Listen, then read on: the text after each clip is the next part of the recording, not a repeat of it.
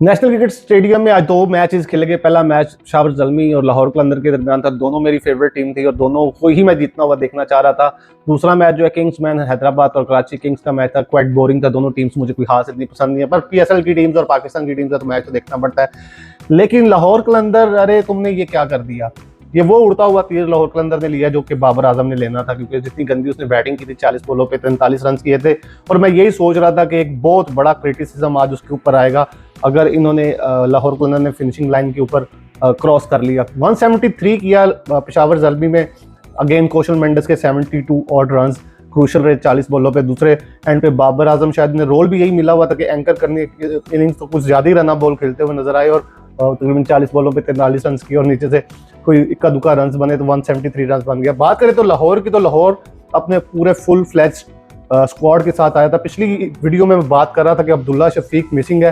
अब्दुल्ला शफीक को इन्होंने स्क्वाड के अंदर प्लेइंग 11 में नहीं खिलाया, तो मुझे तो लग रहा था कि शायद इन्होंने स्क्वाड से भी ड्रॉप कर दिया, लेकिन अब्दुल्ला शफीक आज वापस आए।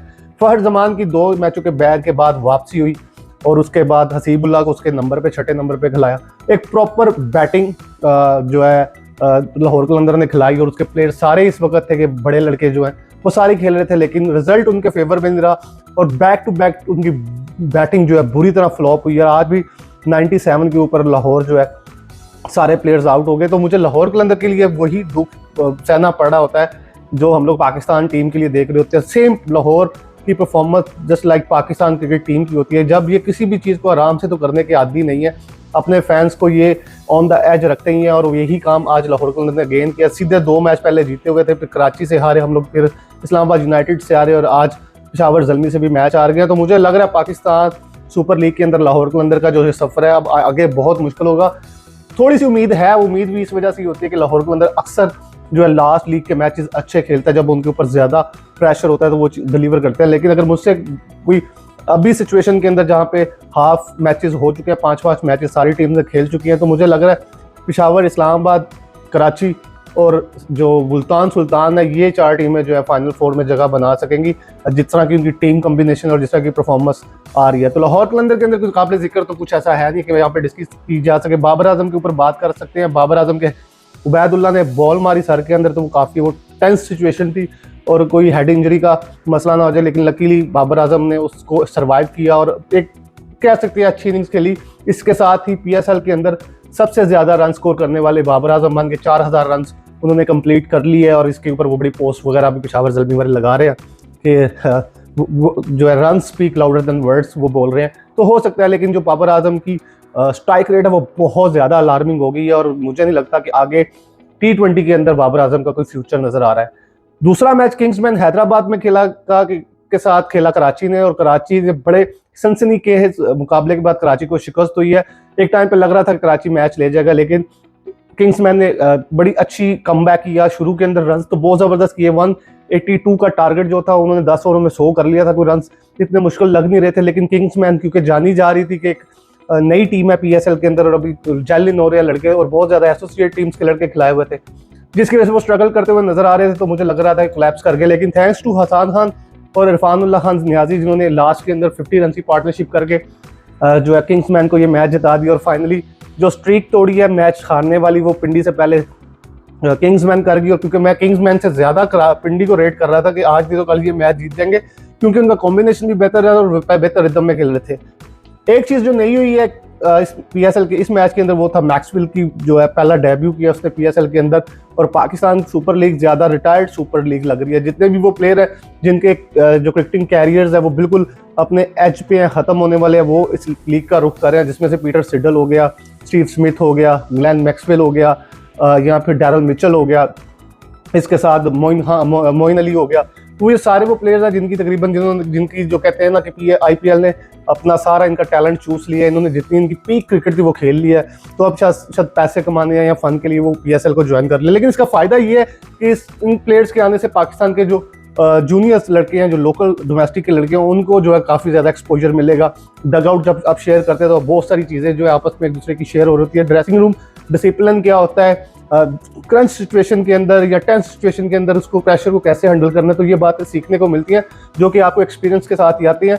और पाकिस्तान क्रिकेट के लिए ये चीज़ खुश आइंद है कि आज अगर 6-7 ऑस्ट्रेलियन प्लेयर्स आपको लीग के अंदर खेलते हुए नजर आ रहे हैं, तो इनको देखा देखी जो करंट इनफॉर्म प्लेयर्स हैं वो भी इस लीग को ज्वाइन करेंगे। पाकिस्तान क्रिकेट लीग को करना भी यही है कि पीएसएल को उस जो टॉप के ऊपर जो है मेंटेन करना है, जिसके ऊपर जो है जो आप बड़े इंटरनेशनल स्टार्स क्रिकेटर हैं उनको अट्रैक्ट किया जा सके। वो हर क्रिकेटर के लिए पैसा ही सब कुछ नहीं होता। अगर आप क्वालिटी क्रिकेट खेलते हैं तो फिर जो इंटरनेशनल प्लेयर्स हैं वो अट्रैक्ट होते हैं। पाकिस्तान सुपर लीग जानी भी इसी वजह से जाती थी कि पाकिस्तान के जो प्लेयर्स हैं, खासकर फास्ट बॉलर्स हैं, वो बड़ी कंपेटिटिव क्रिकेट खेलते हैं, और कंपेटिटिव क्रिकेट जब आप खेलते हैं तो आपको उसके रिजल्ट्स मिलते हैं। बात कर लूँ तो मैं फिर सुफियान मुकीम की बात करूंगा। आज फिर चीता 3 खिलाड़ी आउट कर गया 20 रन के ऊपर। तो मैं जहाँ पे इकोनॉमिकल उसके रहने की बात कर रहा हूँ, तो वो देखिए हर की टाइम के ऊपर जब उसको लेकर आते हैं वो जो है मैच को निकाल लेता है। तो मेरे ख्याल में शादाब खान के लिए बस यही है कि अब ये दुआ करेगी कि सुफियान मुकीम पीएसएल के बाकी मैचों के अंदर जो है अनफिट हो जाए, वरना उसके लिए बहुत मुश्किल हो जाएगा अपनी जगह को बचाना। और लोग शादाब खान की भी पीएसएल के अंदर परफॉर्मेंस बुरी नहीं है, लेकिन हम लोग देख चुके हैं कि शादाब खान इंटरनेशनल क्रिकेट के अंदर बहुत ऑफ कलर नजर आ रहे हैं, क्योंकि अगर आपकी की पॉइंट आपका बॉलिंग है और आपकी बॉलिंग परफॉर्म नहीं करी, तो वहां पे आपकी बैटिंग का भी कोई फायदा नहीं है। तो सुफियान मुकीम जो है बड़े मजबूत उम्मीदवार बनकर आए हैं कि वो वर्ल्ड कप जो नेक्स्ट हो रहा है उसके लिए खेलने, और पाकिस्तान को जल्द से जल्द ज्वाइन कर ले। अब इससे ज्यादा उस बेचारे की बदकिस्मती हो सकती है कि यहाँ पे, क्योंकि आपको पता है पाकिस्तान के अंदर फेवरिज्म बहुत ज्यादा होता है, तो फेवरिज्म की भेंट चढ़ के सुफियान मुकीम ना खेले। अदरवाइज उसने कोई कसर नहीं छोड़ी, हर मैच के अंदर वो परफॉर्म करता हुआ नजर आ रहा है, और उम्मीद करते हैं कि इंशाल्लाह जल्दी जो है उसे हम लोग पाकिस्तान क्रिकेट में भी देखेंगे। इसके बाद जो बात करते हैं आप किंग्समैन हैदराबाद की, तो काफी इंप्रूवमेंट नजर आई है। कौशल परेरा जो है वो खेलते हुए नजर आ रहे थे किंग्स 11 में, उसने अच्छी बारी की है। फिर सैम अयूब के ऊपर बात करें तो आज सैम अयूब का नंबर बदला, उसे मिडिल ऑर्डर में खिलाया, लेकिन वो वहां पे भी परफॉर्म नहीं कर सकते। तो मेरे ख्याल में कहीं ना कहीं पे जो है तलवार वो सैम अयूब पे भी फिर जानी है, क्योंकि जितना टाइम हो गया सैम अयूब को ऑफ कलर हुए हुए, वो चीज इस चीज को दिखा रही है कि वो शायद हद से ज्यादा क्रिकेट खेल चुका है, जिसकी वजह से एग्जॉस्ट हुआ है।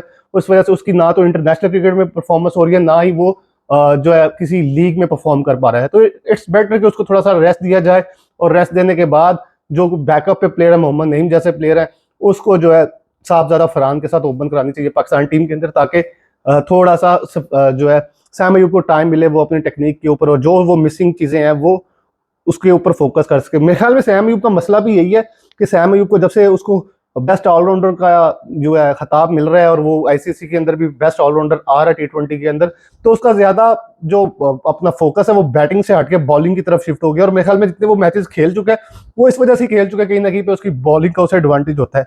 लेकिन बात वही है कि अगर आप स्पेशलिस्ट किसी चीज में स्पेशलिस्ट है, तो वो स्पेशलिस्ट अगर वो बैटिंग का है तो उसको पहले अपनी बैटिंग पे फोकस करना है, और फिर उसकी बॉलिंग जो है उसको एडवांटेज दे सकती है, ना कि वो बॉलिंग के ऊपर जो है रिलाई कर सके। और लास्ट में बात करेंगे किंग्समैन की जो है किट के ऊपर, तो किट बहुत खूबसूरत थी, ब्लैक कलर के अंदर इस दफा आए हैं, और ब्लैक और मैरून के कॉम्बिनेशन के अंदर जो किट काफी अच्छी भी लग रही थी, और मैरून किट जो उनकी फेड भी हो रही थी और उसका कलर बॉल के ऊपर उतर रहा था, उससे भी जान छूटी। तो पीएसएल को ओवरऑल मेंटेन करने के लिए ये छोटी छोटी चीजें होती है जिसको आपने देखना होता है। और एट द एंड जो अपनी अवाम है उनके लिए खुशखबरी है कि जो प्लेज ऑफ के 3 मैचेस हैं और फिर फाइनल का जो मैच है वो 4 मैचेस के अंदर क्राउड अलाउड होगा कि वो स्टेडियम के अंदर आके मैच दे सके। बहुत जबरदस्त अपॉर्चुनिटी है पाकिस्तानी अवाम के लिए कि ग्लेन मैक्सवेल को, स्टीव स्मिथ को, मानस लबूशानवी या पीटर सिदर को लाइव जो है अपनी टीम के साथ देख सकते हैं स्टेडियम के अंदर। और बात ये भी हो रही है कि शायद उससे पहले भी पाकिस्तान क्रिकेट अगर ईरान और अमेरिका की जंग रुक जाती है और इनके साथ कोई मायदा हो जाता है, तो शायद क्राउड को वो उससे पहले अलाउ कर दें स्टेडियम में आना।